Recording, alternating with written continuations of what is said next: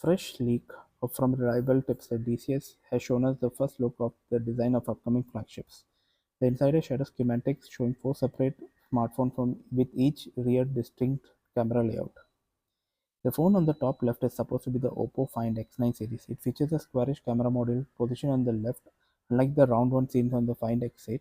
This matches earlier leaks that the Find X9 will ditch the predecessor circular design. Vivo seems to be sticking to the familiar design language. The X300, seen in the top right, retains the same circular camera island such as the X200 series. Honor may continue to use the same hexagonal camera island for the Magic 8 series.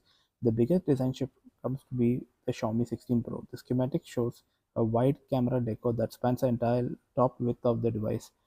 Interestingly, this device seems very similar to the design of the iPhone 17 series.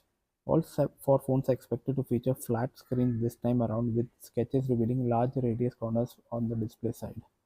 According to DCS, who revealed the camera sensor details that will debut in these phones. According to him, device launching in September to October may feature upgraded 50 megapixel OV50Q, Sony's Light 828 and Mysterious 590. For telephoto lens, the phones can feature Samsung's 200 megapixel HP5 and 50 megapixel GN8 sensor.